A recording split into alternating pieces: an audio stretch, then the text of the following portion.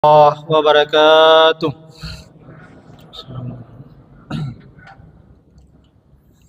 الحمد لله الذي جعل شهر رمضان وفرض علينا الصيام وسن علينا القيام وأنزل علينا الفرقان والصلاة والسلام على سيد الأنام سيد المرسلين حبيبنا وشفيعنا ومولانا محمد صلى الله عليه وسلم. Rabbi shrah li sadri wa yassir li amri wahlul 'uqdatam min lisani yafqahu qawli. Para orang tua kami, kaum muslimin wal muslimat, jamaah tarawih yang dirahmati Allah Subhanahu wa taala. Tadi setelah buka puasa saya dihubungi, disampaikan perihal dua perkara. Yang pertama, cepat-cepat datang ke lokasi. Makanya tadi itu jam 7 saya sudah di sini, jamaah pertama. Yang kedua, saya diingatkan kalau ceramah jangan terlalu lama. Mungkin pernah ada kasus kayak. Insyaallah kalau kesempatan ini kami mengusahakan mengkondisikan waktu. Karena kita harus paham situasi dan kondisi jamaah. Apalagi kita juga akan melaksanakan salat tarawih secara berjamaah. Kalau jamaah itu sudah sering melihat ke atas, ke dinding jam itu, atau tiba-tiba ada yang batuk-batuk, kode itu kode. Insyaallah kita paham. Baik kaum muslimin wal muslimat yang dirahmati Allah Subhanahu wa taala. Rasulullah sallallahu alaihi wasallam telah menyampaikan kepada kita dalam sebuah hadisnya. Rasulullah bersabda, kullu amrin tubalin, setiap amal perbuatan yang kita lakukan,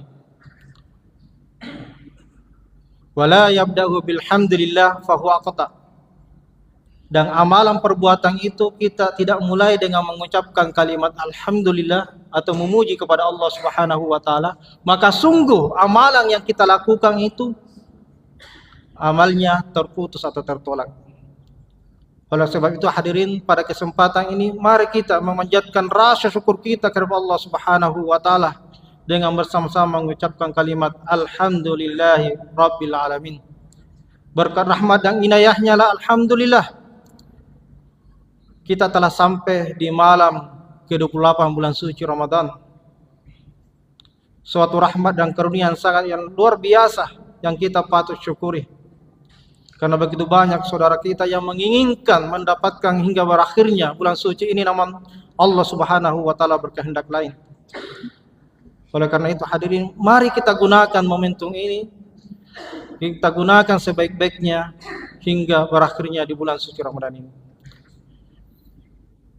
Kemudian hadirin, Rasulullah sallallahu alaihi wasallam melanjutkan sabdanya, "Idza jatama'a qaum tsumma tafarraqu min ghairi dzikrillah wa salati 'alan nabi sallallahu alaihi wasallam." Kemudian kalau suatu kaum atau kelompok seperti kita saat ini berkumpul dalam suatu tempat, kemudian mereka meninggalkan tempat itu, illa qamu antani jifah, mereka meninggalkan tempat itu tanpa mengingat Allah dan bersalawat kepada Rasulullah sallallahu alaihi wasallam, maka Rasulullah mengatakan sungguh pertemuan itu baunya seperti bau bangkai.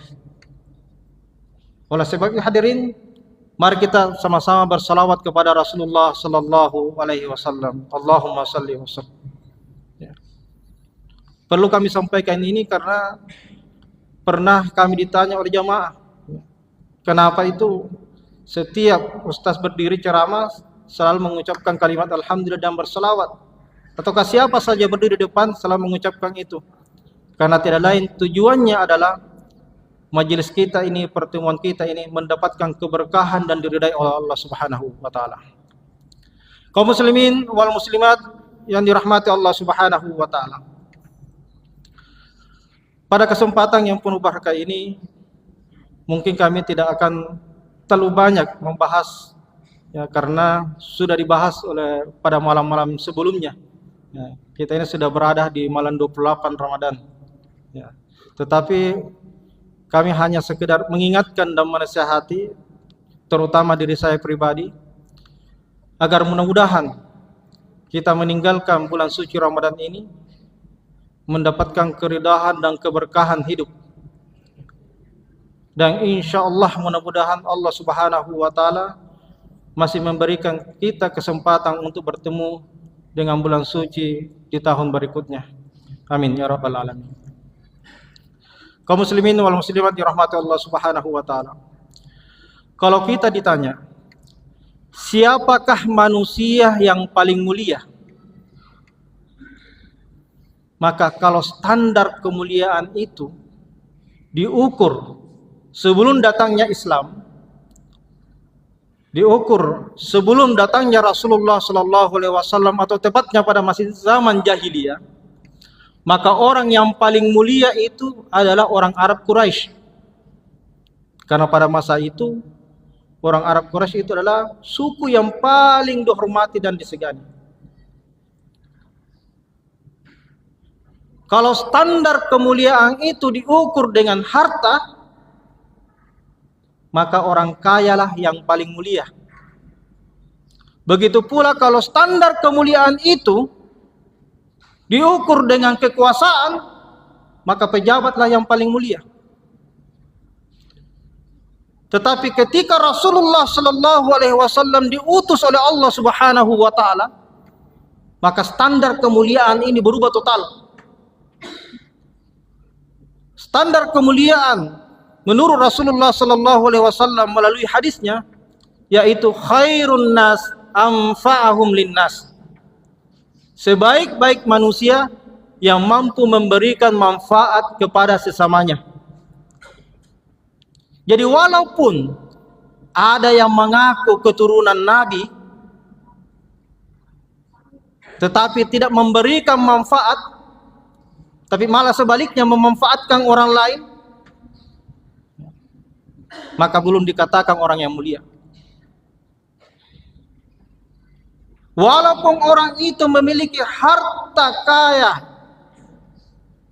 tetapi pelit, kikir, galang, belum dikatakan orang yang mulia. Sama halnya juga pejabat penguasa, malah kebijakannya menyengsarakan rakyat, bukannya memberikan manfaat, maka dia bukanlah orang mulia, bahkan dikatakan orang yang zalim. Kaum muslimin wal muslimat yang dirahmati Allah Subhanahu wa Ta'ala,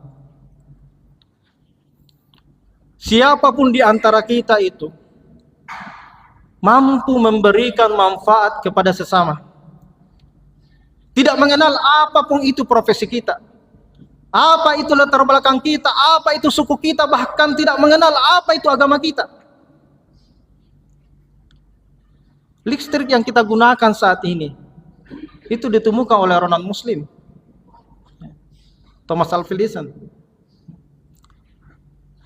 HP yang kita gunakan setiap hari berkomunikasi dan bahkan seluruh aplikasi yang di dalamnya ditemukan oleh orang non-muslim. Mampu memberikan manfaat. Tetapi apakah tolak ukur ini sudah bisa dikatakan orang mulia? Ternyata tidak, hadirin. Standar kemuliaan oleh Rasulullah sallallahu alaihi wasallam bukan hanya sekedar mampu memberikan manfaat kepada sesama. Karena non muslim pun mampu memberikan manfaat. Tetapi standar kemuliaan itu yang paling utama adalah inna akramakum indallahi atqakum. Yang paling mulia di sisi Allah Subhanahu wa Ta'ala, yang paling bertakwa, yang paling tinggi rasa takutnya kepada Allah Subhanahu wa Ta'ala. Hal inilah yang dicontohkan oleh Rasulullah sallallahu alaihi wasallam dalam sebuah kisah. Ketika Rasulullah sallallahu alaihi wasallam wafat, maka Abu Bakar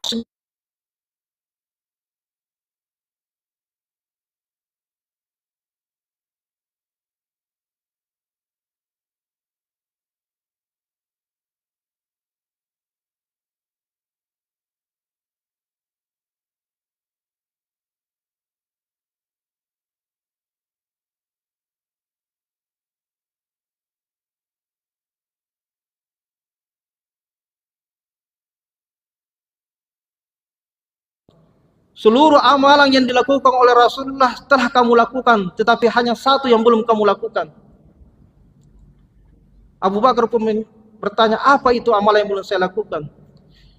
Yaitu Rasulullah Sallallahu Alaihi Wasallam setiap pagi mengunjungi sudut kota Madinah, dan di sudut kota itu ada seorang orang tua, orang Yahudi, dan profesinya adalah pengemis. Setiap pagi Rasulullah Sallallahu Alaihi Wasallam datang membawakan makanan. Walaupun orang tua ini, setiap orang yang lewat di depannya pasti memanggilnya dan menyampaikan hati-hati terhadap yang namanya Muhammad. Muhammad itu penyihir. Muhammad itu membawa kita kepada tidak kebaikan dan segala sesuatu yang tidak baik menurut dia. Tetapi Rasulullah Sallallahu Alaihi Wasallam setiap hari tetap datang membawakan makanan dan menyuapinya. Inilah yang dilakukan juga oleh Abu Bakar As-Siddiq ketika Rasulullah Sallallahu Alaihi Wasallam wafat. Tetapi ketika dia menyuapi makanan orang tua itu mengatakan, kamu bukan orang yang biasa menyuapi saya. Abu Bakar pun As-Siddiq jujur mengatakan benar. Lalu orang tua itu bertanya, kemana orang itu? Akhirnya Abu Bakar As-Siddiq menangis terseduh-seduh dan menyampaikan bahwa orang yang setiap hari menyuapi kamu itu, membawakan makanan itu adalah Rasulullah Muhammad Sallallahu Alaihi Wasallam telah wafat. Akhirnya orang tua itu pun jatuh tersungkur karena menghina Rasulullah, padahal dialah yang setiap hari membawakan makanan. Ini contoh teladan bagi kita semua bagaimana mampu memberikan manfaat kepada sesama. Hal inilah juga yang dilakukan oleh Umar bin Khattab radhiyallahu anhu. Karena rasa takwanya dan takutnya kepada Allah Subhanahu wa taala, setiap malam di keheningan malam dia keluar dari rumahnya, menyusuri lorong-lorong yang ada di Madinah. Kemudian dia menemukan sebuah rumah dan mendengar rintihan tangisan anak kecil. Kemudian Umar bin Khattab mengetuk rumah itu dan dipersilahkanlah masuk oleh yang punya rumah. Ternyata seorang ibu single parent. Umar bin Khattab bertanya, kenapa anakmu itu menangis? Si ibu menjawab, ibu, anak saya menangis karena kelaparan. Tidak adakah makanan sedikit pun dalam rumahmu? Dia mengatakan tidak ada. Lalu saya melihat kamu sedang memasak. Apa yang kamu masak itu? Ibu itu menjawab, betul saya memasak, tetapi yang saya masak ini bukan makanan. Yang saya masak ini adalah batu. Kenapa memasak kamu batu? Agar anak saya berprasangka baik kepada saya memasak makanan sehingga dia tenang, hingga dia tidur terlelap. Kalau saya tidak melakukan apapun, tidak memasak, maka anak saya pasti menangis hingga pagi hari. Akhirnya Umar bin Khattab meninggalkan rumah itu dengan bercucuran air mata dan pergi ke Baitul Mal, tempat penyimpanan harta negara. Dia ambil sendiri gandum itu, dipikul sendiri ke bawah ke rumah itu. Apa hikmah semua ini hadirin? Mungkin kita biasa mendengar kisah ini, biasa kita membaca kisah ini, tetapi adakah rasa takwa dan takut di dalam hati kita? Jangan sampai ada tetangga kita, ada warga kita, kompleks Minasau PAB ini yang kelaparan, yang kekurangan. Adakah kita mampu memberikan manfaat seperti yang diberikan manfaat yang Umar bin Khattab? Kaum muslimin wal muslimat yang dirahmati Allah Subhanahu wa taala. Di penghujung bulan suci Ramadan ini,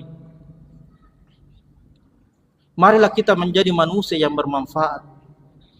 Mungkin tahun lalu kita tidak memberikan manfaat apapun kepada orang lain, bahkan malah sebaliknya. Ada yang bagaimana caranya memanfaatkan orang lain, memanfaatkan keluarganya, memanfaatkan saudaranya. Maka pada tahun ini marilah kita menjadi manusia yang bermanfaat kepada sesama kita. Mungkin kita khusyuk melaksanakan salat tarawih, salat tahajud, khatam Al-Quran, apapun rutinitas ibadah di bulan suci ini. Tetapi kalau kita lupa, ada warga kita yang kelaparan, yang kekurangan, maka kita akan dituntut oleh Allah Subhanahu wa taala di hari kemudian. Kullukum ra'in wa kullukum mas'ulun an ra'iyati. Setiap kalian itu adalah pemimpin dan akan dimintai pertanggungjawaban. Mungkin ada yang bertanya, Ustaz, ini saya bukan pemimpin, ya, saya bukan lurah, ya, bukan RT apalagi RW, saya ini hanya ibu rumah tangga, ya. Tetapi ingat, sekecil apapun kebaikan yang kita lakukan, insya Allah mendatangkan manfaat yang besar. Rasulullah SAW menyampaikan, la tahqiranna bil ma'rufi syai'a. Janganlah kalian menyepelekan, menganggap sepele sekecil apapun kebaikan itu. Walau antalqa akhaka biwajhin taliq. Walaupun bertemu dengan saudaramu dengan muka yang tersenyum. Muka tersenyum saja itu memberikan manfaat, apalagi kalau kita membantu sesama kita yang kekurangan. Kaum muslimin wal muslimat yang dirahmati Allah Subhanahu wa taala. Di bulan suci Ramadan ini, marilah kita bersama-sama untuk senantiasa menjadi manusia yang bermanfaat kepada sesama kita. Karena puasa yang kita lakukan ini bukan hanya sekedar menahan lapar, menahan haus, lebih dari itu. Bagaimana kita ada rasa empati, ada rasa peduli terhadap saudara kita yang kekurangan. Mungkin mereka hari ini makan, besok tidak lagi. Oleh karena itu Rasulullah SAW mengingatkan kepada kita semua, man nafasa mu'min kurbatan min kurabil dunia. Barang siapa di antara kalian yang mengeluarkan saudaranya dari kesulitan dunia, nafasallahu anhu kurbatan min kurabi yaumil qiyamah. Allah Subhanahu wa taala mengeluarkan kita dari kesulitan nanti di hari kemudian. Baik hadirin wal hadirat yang dirahmati Allah Subhanahu wa taala, inilah yang sempat kami sampaikan. Mudah-mudahan ada berkahnya buat kita semua. Wallahu waliyul muttaqin. Wassalamualaikum warahmatullahi wabarakatuh.